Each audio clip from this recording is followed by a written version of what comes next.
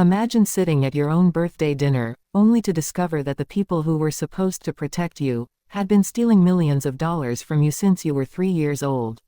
My name is Becca, and a few weeks ago, my entire life shattered right at the dinner table. Before I tell you how a single question exposed 25 years of family lies, I have a quick question for you. Where are you watching this video from right now? Let me know in the comments below. Right now, I am sitting in my new condo in Seattle. It is a place that is truly mine for the very first time. The memories of what happened still feel incredibly raw, like an open wound that is slowly starting to heal. It all began at my birthday dinner. The restaurant was a picture-perfect setting, just like my mother had described. The private dining room was bathed in warm amber light, with white tablecloths and premium glassware arranged like a luxury catalog. I arrived straight after a long day at work. I was still in my office clothes, and my hair was a bit disheveled from the Seattle breeze. My family was already there. My mother, Victoria, was as controlling as ever. She gave me a quick, judgmental once-over, and then immediately turned to smooth my sister Ava's hair. Ava, always the apple of my parents' eye, flashed me a carefree smile. She was completely oblivious to the bitter undercurrents in our family. My father, Henry, sat quietly, sipping his wine, while my grandfather, Walter, watched everything with an unreadable expression. Dinner started like every other family gathering. Ava talked endlessly about her latest adventure, a weekend getaway that my parents had completely paid for. My mother beamed with pride, and my father chuckled in agreement. I focused entirely on cutting my food, trying my best to ignore the subtle jabs.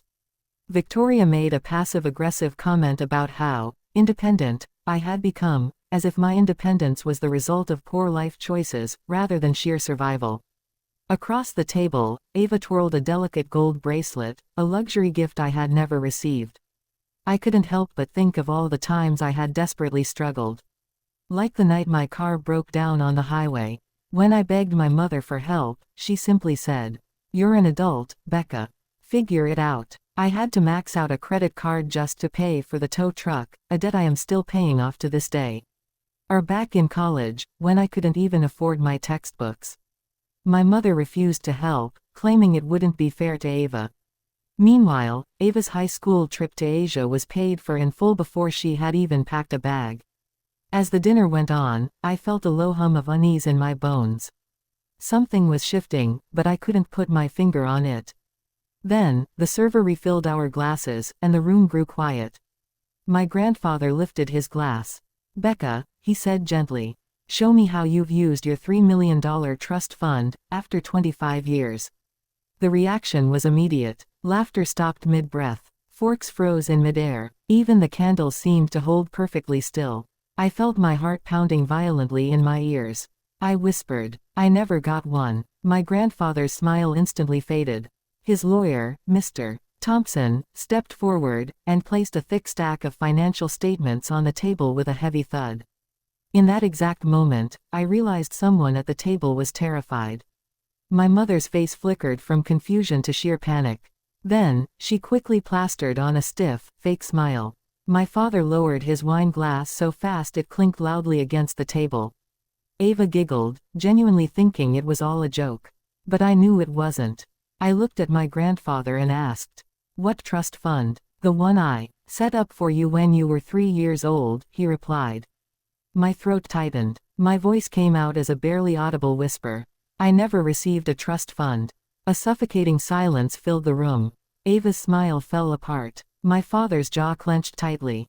My mother stared at me as if I had spoken a foreign language. I realized right then that my entire future had been stolen from me.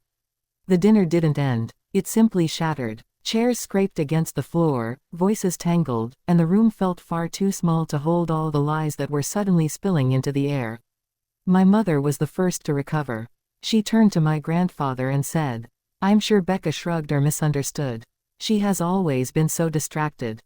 She spoke as if I had completely imagined 28 years of struggling entirely alone. My grandfather didn't buy it. He looked directly at me and said, "Meet me tomorrow morning at my office. 10 o'clock sharp." It was not a question. I walked out of the restaurant before anyone could stop me. The cold Seattle air hit my chest like a fist, but I kept walking.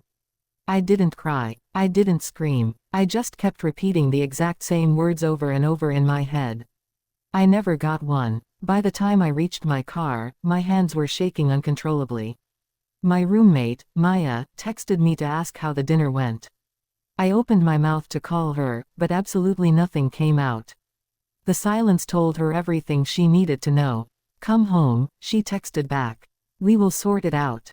But deep down, I knew this was a betrayal that had been carefully hidden for a very long time. The next morning, I took the early bus into downtown Seattle. The city was just waking up, with heavy fog hugging the sidewalks. My grandfather's office was on the upper floor of a prominent glass tower. It was quiet and warm, carrying the faint scent of cedar and old books. He was waiting for me in a leather chair, a thick folder resting on his knee. His expression wasn't angry. It was far worse. It was pure disappointment. "I set up a trust fund for you when you were 3 years old," he said quietly. $3 million to keep you safe, and to give you choices in life. You should have had full access the moment you turned 18. My heart dropped into my stomach. I had spent my 18th birthday working a grueling double shift at a convenience store. My voice cracked as I asked, "Why didn't I know about it?" My grandfather silently handed me the folder. Inside was a preliminary audit. It was filled with page after page of withdrawals, wire transfers, and large payments. Every single one of them was signed by my parents. Victoria and Henry. They hadn't just hidden my trust fund. They had been actively draining it for 25 years. Mortgage payments, high-end home upgrades, Ava's private tuition, Ava's luxury apartment, lavish vacations, car expenses, and endless luxury purchases. All the things I could never afford. I felt a burning sensation behind my ribs. It was a suffocating mix of anger, grief, and humiliation. My grandfather leaned forward. "I have hired a top legal team. Mr. Thompson will run a full forensic audit, but I need you to decide how far we take this."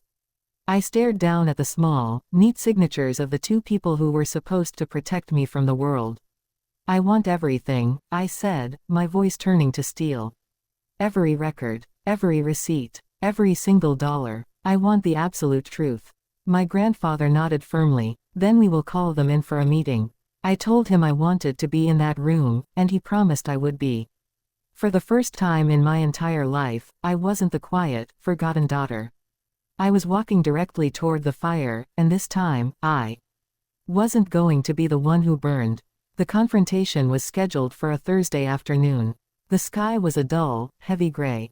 My grandfather insisted the meeting take place in a private conference room in his building.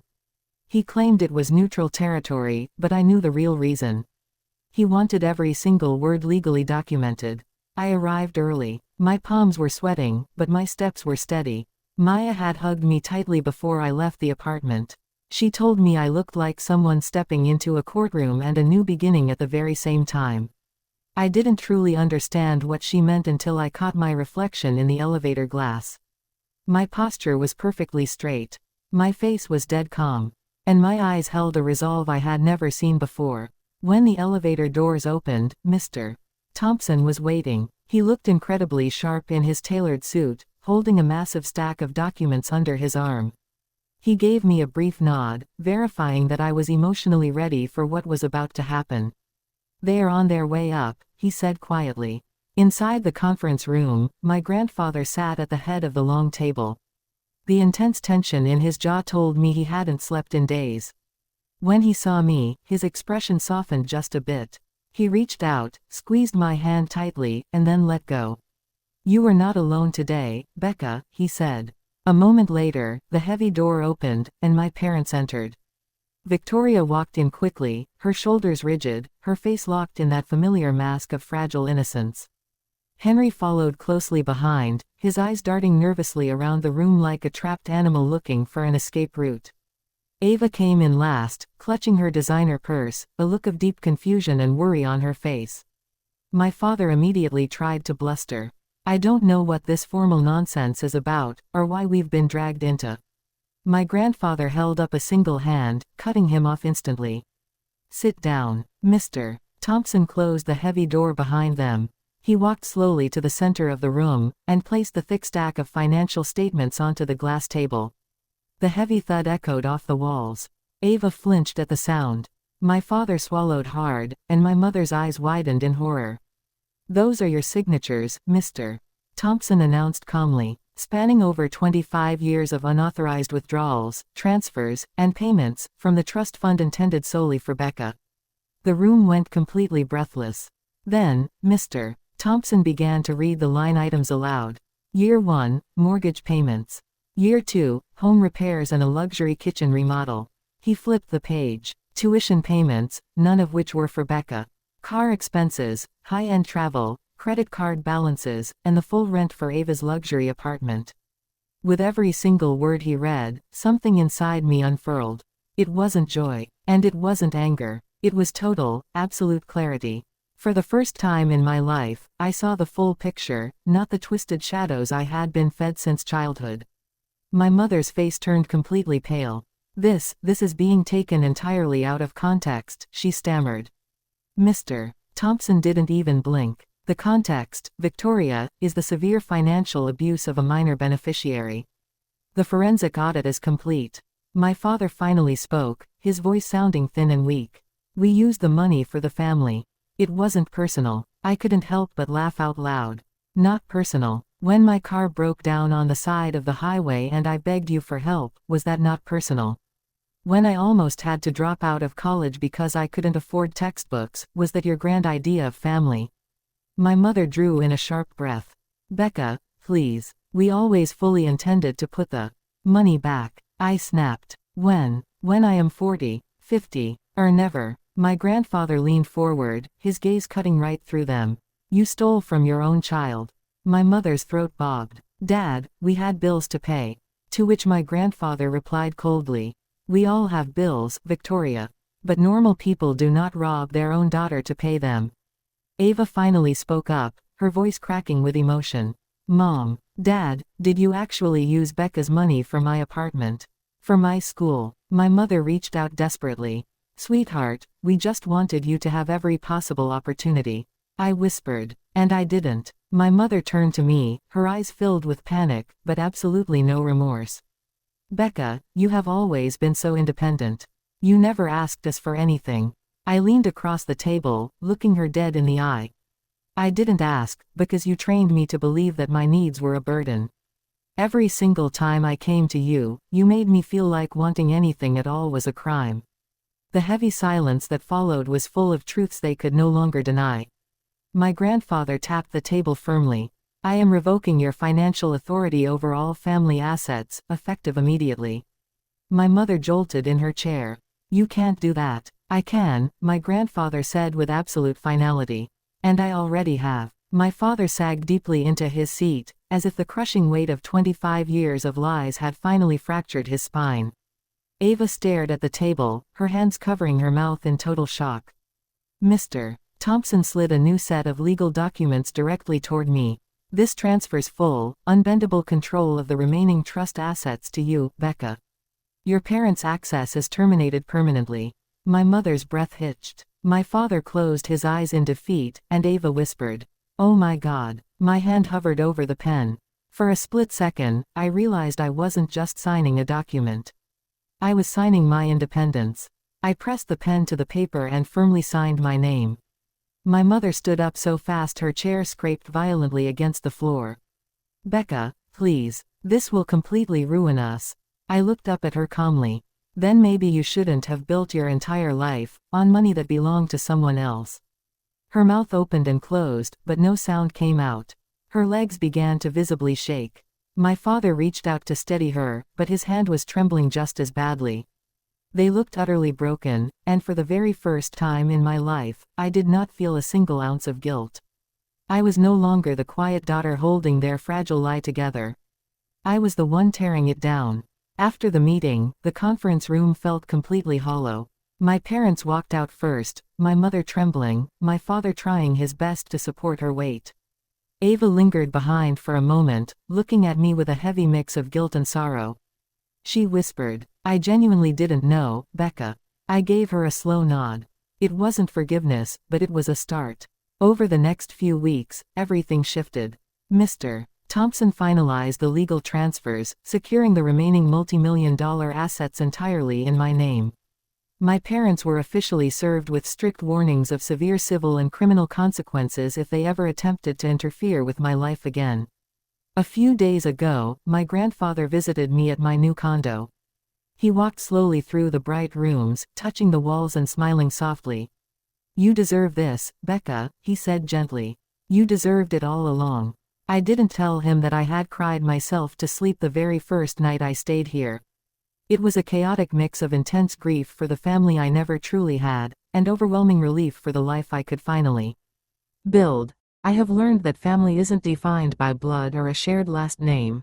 True family is about honesty, accountability, and the people who stand firmly by your side when the ugly truth finally comes to light. I don't hate my parents. I don't think I ever will. But I have also learned that creating distance can be the ultimate act of love. Love for myself. Love for the life I am finally allowed to live. And love for a peace of mind that I will never, ever give up again. If you have ever had to step away from toxic people who should have cared for you, please know that you are not alone. Your story matters, and your boundaries matter. Share your own experiences in the comments below. And if this story resonated with you, make sure to follow the channel so you never miss the next video.